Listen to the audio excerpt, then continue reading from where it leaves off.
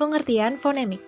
Menurut Verhaar, fonemik adalah bidang khusus dalam linguistik yang mengamati bunyi-bunyi suatu bahasa tertentu menurut fungsinya untuk membedakan leksikal dalam bahasa. Sedangkan menurut Harimurti Kridalaksana, fonemik adalah penyelidikan mengenai sistem fonem dan prosedur untuk menentukan fonem suatu bahasa. Sehingga dapat disimpulkan bahwa fonemik merupakan analisis bunyi bahasa dengan memperhatikan statusnya sebagai pembeda makna. Yang selanjutnya, perbedaan dan persamaan fonetik dan fonemik. Perbedaan fonetik dan fonemik yaitu fonetik menyelidiki bunyi-bunyi bahasa dari aspek hakikatnya, sedangkan fonemik menyelidiki bunyi-bunyi bahasa dari aspek fungsinya sebagai pembeda arti. Persamaan fonetik dan fonemik yaitu fonetik dan fonemik merupakan cabang ilmu bunyi, dan objek yang diselidiki adalah bunyi bahasa. Fonem dan grafem. Fonem merupakan satuan terkecil dari ciri-ciri bunyi bahasa yang membedakan arti. Sedangkan alofon merupakan dua bunyi bahasa secara fonetik mirip, tetapi tidak membedakan arti. Bunyi bahasa tidak membedakan arti. Bunyi P pada kata pagi diucapkan tidak sama dengan P pada kata siap, karena P pada siap diucapkan dengan kedua bibir tertutup. Sedangkan pada kata pagi, bunyi P ini harus dilepas untuk bergabung dengan bunyi A. Perbedaan pelafalan itu tidak menimbulkan perbedaan arti. Sedangkan bunyi bahasa membedakan arti. Sebaliknya, jika kita membandingkan kata pagi dengan bagi, kita tahu bahwa bunyi P dan B membedakan kedua kata tersebut.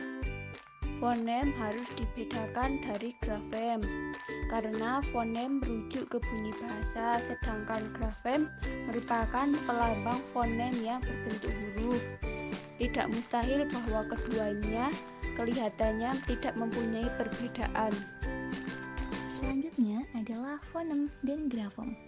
Dapat kita lihat bersama pada kata pagi misalnya, terdiri atas 4 grafem atau huruf P, A, G, I. Dan kebetulan terdiri juga atas 4 fonem pula, yakni P, A, G, dan I. Akan tetapi, banyak kata lain yang tidak mempunyai kesamaan seperti itu. Kata sangat dan nyanyi misalnya. Masing-masing ini dilambangkan oleh 6 huruf, ditinjau dari segi bunyi bahasanya. Sangat terdiri dari 5 fonem, yakni sa, at, dan nyanyi dari 4 fonem, yakni nani. Huruf eng pada sangat melambangkan 1 fonem. Demikian pula huruf ny pada kata nyanyi.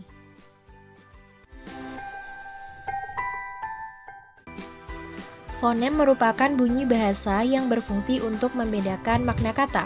Dalam fonemik, kita meneliti apakah perbedaan bunyi itu mempunyai fungsi sebagai pembeda makna atau tidak. Jika bunyi itu membedakan makna, maka bunyi tersebut kita sebut fonem. Untuk mengetahui apakah sebuah bunyi fonem atau bukan, kita harus mencari sebuah satuan bahasa, biasanya sebuah kata yang mengandung bunyi tersebut, lalu membandingkannya dengan satuan bahasa yang mirip dengan satuan bahasa yang pertama. Kalau ternyata kedua satuan bahasa itu berbeda maknanya, maka berarti bunyi tersebut adalah sebuah fonem, karena dia bisa berfungsi membedakan makna kedua satuan bahasa itu. Misalnya dalam kata bahasa Indonesia berikut ini. Laba, raba. Kedua kata itu mirip benar. Masing-masing terdiri dari 4 buah bunyi. Yang pertama mempunyai bunyi L, A, B, A. Dan yang kedua mempunyai bunyi R, A, B, dan A. Jika kita bandingkan antara laba dan raba, ternyata perbedaannya hanya pada bunyi yang pertama, yaitu bunyi L dan R. Kesimpulannya bahwa bunyi L dan R adalah 2 buah fonem yang berbeda di dalam bahasa Indonesia. Jadi, untuk membuktikan sebuah fonem atau bukan, harus mencari pasangan minimalnya terlebih dahulu. Namun kendalanya dalam menentukan fonem, kadang-kadang pasangan minimal ini tidak mempunyai jumlah bunyi yang persis sama. Misalnya muda dengan mudah. Ini merupakan pasangan minimal sebab tiadanya bunyi H pada kata pertama dan adanya bunyi H pada kata kedua, menyebabkan kedua kata itu berbeda-beda makna. Jadi bunyi H adalah sebuah fonem. Perlu untuk dicatat bahwa identitas sebuah fonem hanya berlaku dalam satu bahasa tertentu saja. Misalnya dalam bahasa Mandarin, di Cina ada fonem T dan fonem TH dan tin yang artinya mendengar. Demikian juga dalam bahasa Inggris. Contoh fonem K dengan G, seperti pada pasangan minimal bag dengan bag, back dengan back, bigger dengan bigger, got dengan get. Dalam bahasa Inggris, beban fungsional fonem L dengan R juga tampaknya tinggi, sebab banyak pasangan minimal kita dapati seperti lawan dengan rawan, bala dengan bara, para dengan pala, sangkal dengan sangkar, dan bantal dengan bantar.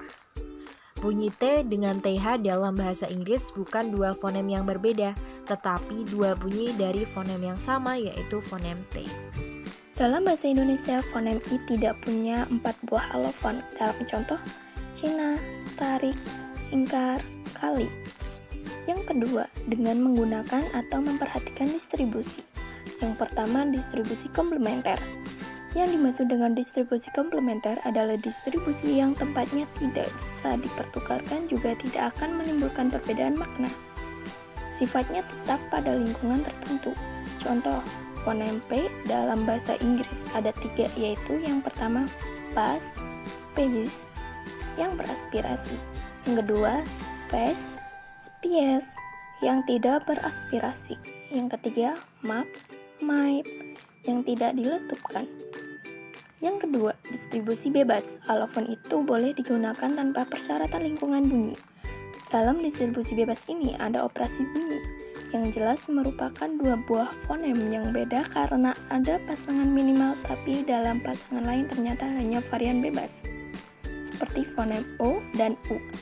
Buktinya pada kata kalung, kalong, lolos, lulus, telur, telur, lubang, lubang.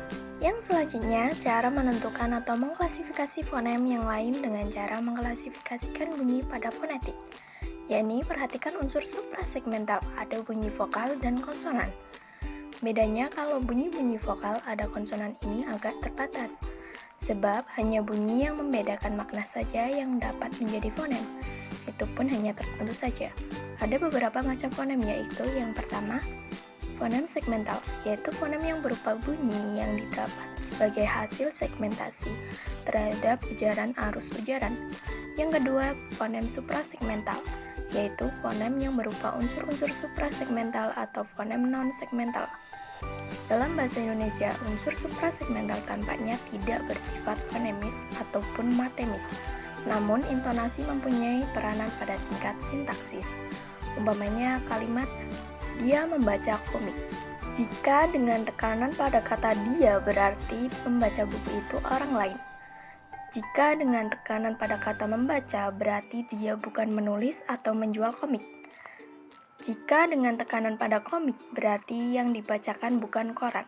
Begitu juga tanpa perubahan struktur, hanya dengan memberi intonasi tanya maka kalimat itu menjadi kalimat tanya. Dan dengan memberi intonasi kalimat seru, maka kalimat itu menjadi kalimat seru. Jadi, pada fonemik, ciri prosodi seperti 1. Tekanan, 2. Durasi atau ritme lamanya waktu, 3. Nada bersifat fungsional atau dapat membedakan makna. Contoh dalam bahasa Batak kata tuhu dengan tekanan pada suku pertama artinya batu. Tuhu dengan tekanan pada suku kedua berarti ketul. Perlu diingat, perubahan yang terjadi pada kasus fonem O bahasa Indonesia itu bersifat fonetis, bukan fonemis. Tidak mengubah fonem O itu menjadi fonem lain. Dalam beberapa kasus lain, dalam bahasa-bahasa tertentu, ada dijumpai perubahan fonem yang mengubah identitas fonem itu menjadi fonem yang lain. Cara menentukan fonem menurut buku analisis bahasa atau fonologi. Yang pertama, memperhatikan fungsi pembeda, dan yang kedua, pasangan minimal, beban fungsional, ekafonem, duifonem, dan alofonemis. Mari kita bahas satu persatu. Yang pertama, pasangan minimal dan beban fungsional. Suatu bunyi yang mempunyai fungsi untuk membedakan kata dari kata yang lain dapat disebut sebuah fonem. Identifikasi semacam ini bisa diketahui dengan cara mencari dan membandingkannya dengan pasangan minimal. Misalnya, lupa dan rupa merupakan kata yang jelas berbeda sebagai kata. Dari sudut bunyi, perbedaan tersebut terdapat dalam perbedaan satu bunyi saja dalam masing-masing kata itu, yaitu L dan R. Maka kedua fonem itu dalam bahasa Indonesia berbeda secara fungsional dalam arti tadi dengan kata lain, fonem L dan R merupakan fonem-fonem yang berbeda dalam bahasa Indonesia. Catatan, pasangan minimal merupakan seperangkat kata yang sama kecuali dalam hal satu bunyi saja. Penafsiran ekafonem dan penafsiran duifonem. Kedua macam penafsiran dalam fonologi masing-masing disebut penafsiran ekafonem atau monophonetic interpretation dan penafsiran duifonem atau biphonetic interpretation. Jika kita andaikan bunyi D harus ditafsirkan sebagai satu fonem, sebaiknya bila penafsiran ekafonem diberikan kepada D, ada lagi dengan TF. Menarik perhatian, dalam hal TF, duifonemlah yang paling tepat karena beban fungsionalnya dari oposisi T. I tinggi sekali, Y-nya petir dengan si atau tip dengan vis atau fit. F tersendiri juga amat sering kita jumpai bila TF harus ditafsirkan sebagai dua fonem.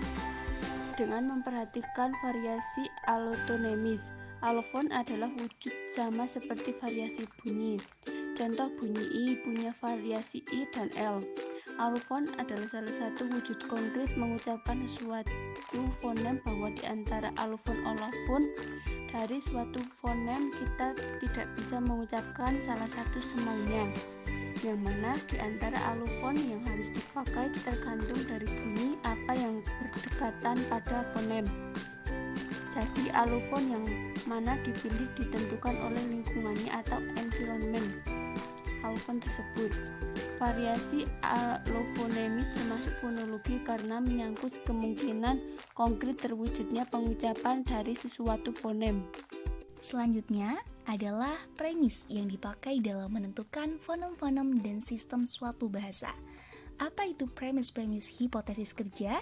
Jadi premis-premis hipotesis kerja ini merupakan pernyataan-pernyataan secara umum tentang sifat-sifat bunyi bahasa, di mana bunyi bahasa ini mempunyai kecenderungan untuk dipengaruhi oleh lingkungannya.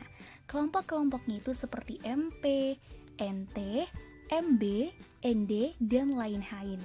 Hampir tidak ada kelompok MG, MK, NP, NB, NT, dan ND. Kemudian dilanjutkan dengan sistem bunyi mempunyai kecenderungan bersifat simetris.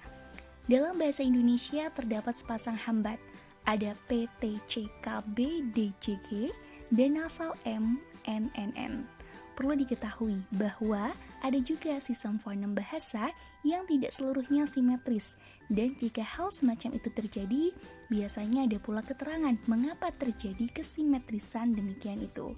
Demi gampangnya analisa intonasi, maka para ahli fonetik dan fonologi ini memakai istilah seperti nada, tinggi atau high, rendah atau low, sedangkan right atau tinggi rendahnya dibedakan menurut angka saja.